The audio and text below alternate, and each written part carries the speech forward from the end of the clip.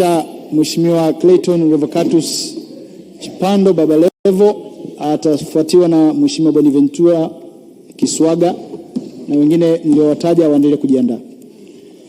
Asante sana Mheshimiwa Mwenyekiti kwa kunipa nafasi hii adhimu na mimi niweze kuchangia mawili matatu kwenye mpango wa miaka 50 ya maendeleo ya nchi yetu ya Tanzania. Kwanza kabisa namshukuru sana Mwenyezi Mungu kwa kuniweka hai mpaka leo hii, kwa sababu kampeni zangu zilikuwa na heka nyingi. Lakini pili, namshukuru mwenyekiti wangu wa Chama cha Mapinduzi Dr. Samia Suluhu Hassan kwa kupitisha jina la Clayton Revocatus Chipando Baba Levo.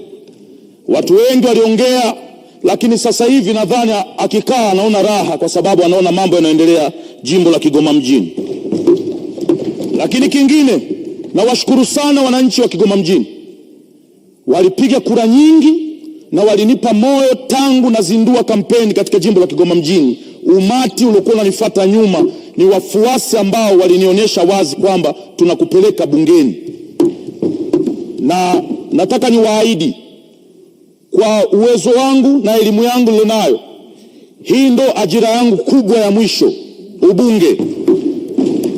Nitawatumikia kwa nguvu zangu zote kuhakikisha na kuwa mbunge bora katika bunge hili la Jamhuri ya Muungano wa Tanzania. Baada ya shukrani, naomba nimpongeze waziri wangu, mzee wangu Kitila. Kitila ni moja kati ya magenius. Mimi nilikuwa na Kitila zamani, tulikuwa naye Chadema, tulifukuzwa wote. Kama anakumbuka, tulifanya press pale pamoja kikundi chetu. Sasa tuko kwenye chama kikubwa, Chama cha Mapinduzi. Mungu akujalie sana, uendelee kutusaidia kwa mawazo haya ambayo umeyaleta katika mpango huu wa serikali. Kwa haraka naomba nijikite katika upande wa vijana. Nimeona mambo mengi sana yameelezewa namna bora kuweza kuwasaidia vijana katika mpango huu wa miaka 50 ya maendeleo ya nchi yetu ya Tanzania. Mheshimiwa Waziri na Mheshimiwa Mwenyekiti, vijana hawataki kona, vijana wanataka hela. Naomba sana mpango huu upunguze kona kwenye namna ya kumfikishia kijana hela. Kijana anataka pesa, na nitawaambieni ukweli. Mkiangalia mara nyingi sana tumekuwa tunasisitiza hapa vijana wajiajiri. Wazee, kujiajiri lazima uwe na hela. Unajiajirije? Ukitaka kujiajiri, ukiniambia mimi wakati niko nje ya bunge, Baba Levo jiajiri, najiajirije? Na maana nifungue biashara yangu. Biashara naifungua na nini? Tupunguze masharti ya vijana kuweza kukopa. Tunaweka masharti magumu. Mtu kama Linex anataka kukopa, unamwambia alete hati ya nyumba. Linex ana nyumba. Lazima tuweke masharti ambayo yataendana na vijana tulionao. Mtu amemaliza chuo, kamaliza chuo, ndio kwanza ana haha na dokumenti zake kutafuta ajira, unamwambia jiajiri. Anajiajiri kwa mfumo gani? Unamwambia bana tafuta mikopo. Anaenda kwenye mikopo. Benki zetu tunazijua, zina vigezo ambavyo hivyo vigezo vinamtaka awe na mali ambayo ameshika iweke kama dhamana. Tutafute njia sahihi hawa vijana pesa ziwafikie bila njia ngumu wanazopitia. Mimi nitawaambieni ukweli, mimi ni mfano. Dr. Samia Suluhu Hassan alituwekea wasanii pesa kwa ajili ya kukopa. Tumeenda kukopa, nimeenda kukopa milioni 100. Masharti nilokutana nayo pale, cha kwanza niwe na mali kama gari au nyumba. Nikajiuliza kuhusiana na wasanii wa Singeli, hivi hawa watatoboa kweli kwenye mpango? Kwa tafsiri hiyo, hata hizi pesa ambazo nimeona Mheshimiwa Waziri Makonda amepewa bilioni 2, wapunguze masharti ya namna vijana kuzifikia hizo pesa. Wakiwawekea masharti magumu, wataenda watachukua wale wasanii ambao tayari wamesha kuwa matajiri, wana hela, na wale wenye vipaji wa China zile pesa hazitowafikia. Vijana nataka pesa bila kona, na ndio maana vijana wengi wanabeti, kwa sababu ukibeti unamuua Simba, mechi kisha unachukua hela yako unaendelea na maisha mengine. Kwa hiyo kwenye hili naomba sana Mheshimiwa Waziri uweke mfumo ambao utawasaidia vijana kuweza kupata pesa kwa urahisi. Lakini la pili, tunazungumzia mpango wa miaka 50 ya maendeleo ya nchi yetu ya Tanzania. Ni lazima tuwazungumzie wafanyabiashara wadogo wadogo. Mimi nitatoa mifano. Mimi nimezurura sana mwenyekiti. Siku moja nilinunua nguo Uturuki za watoto wangu. Mimi na watoto 5. Nikanunulia kila mtoto nguo 3 zika kama 15 hivi. Nikapitia Dubai, nikashuka Dubai, nikakaa siku 3.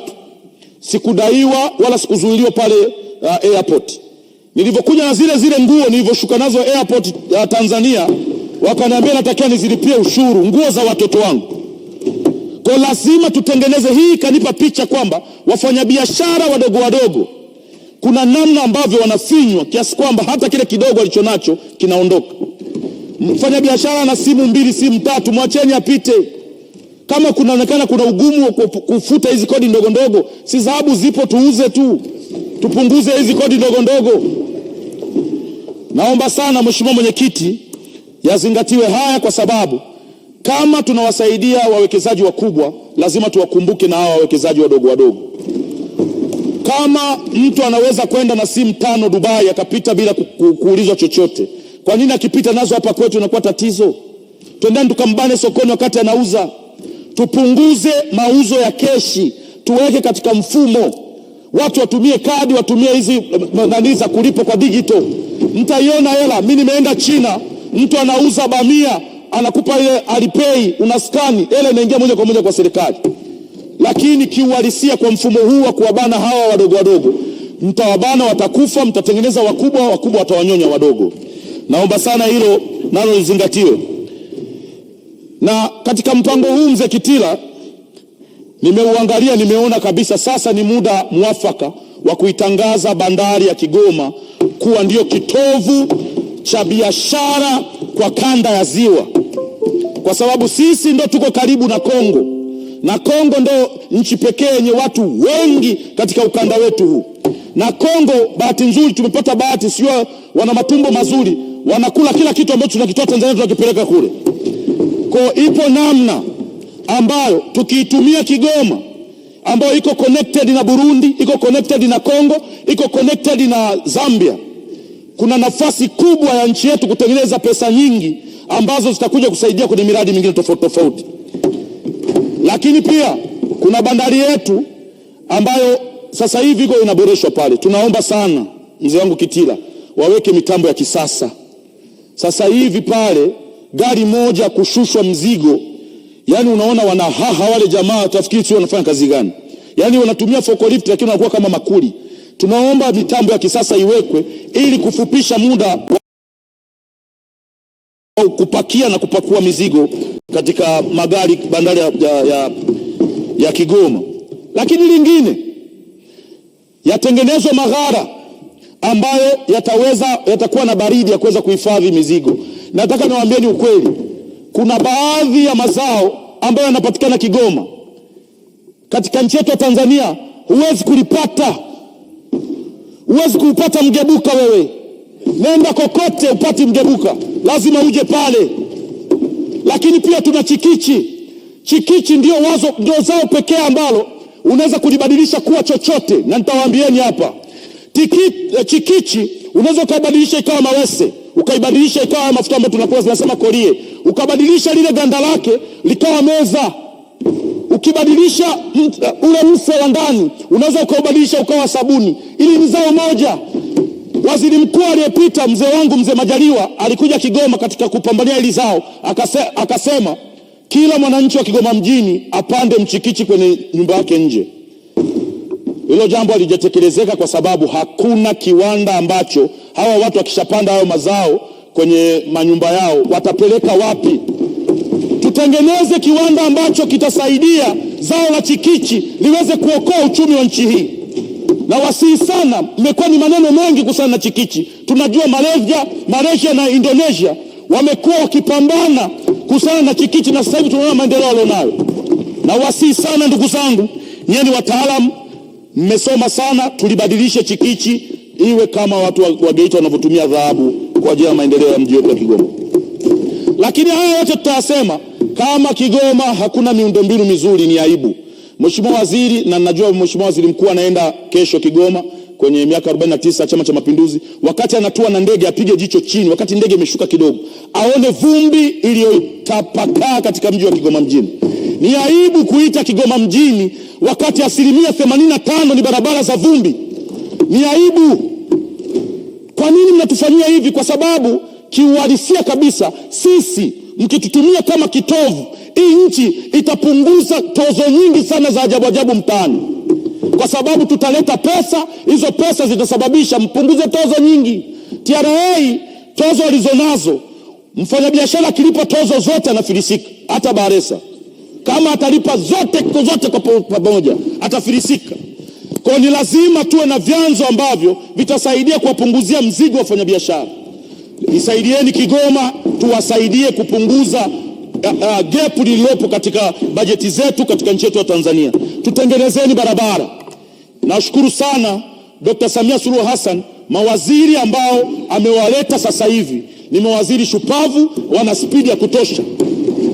Na mimi asante Mheshimiwa Chipando, muda wako umekwisha, malizia. Na mimi Mheshimiwa Mwenyekiti, ndo mbunge pekee ambaye sitegemei kuteuliwa kuwa waziri kwa sababu ya elimu nilionayo. Kwa hiyo nawategemea sana, sina wivu na nyie, lakini mimi ndo kiherehere ambaye nitawachomekea na nitawachongea pale ambapo mtafanya vitu vya hovyo kwenye jimbo la Kigoma mjini. Sitowaacha. Nawaomba sana Mheshimiwa Mwenyekiti, nawaomba sana mawaziri watusaidie jimbo la Kigoma mjini tupate barabara, tupunguze vumbi. Shemdo, umeniahidi mzee wangu. Asante. Na nitakesha kwenye ofisi yako mzee wangu. Naomba nisaidie barabara. Bila barabara sintorudi humu ndani. Na kama utaki nirudi usinipe barabara mzee wangu. Asante sana Mwenyekiti. Asante sana Mheshimiwa Clayton Revocatus Chipando Baba Levo.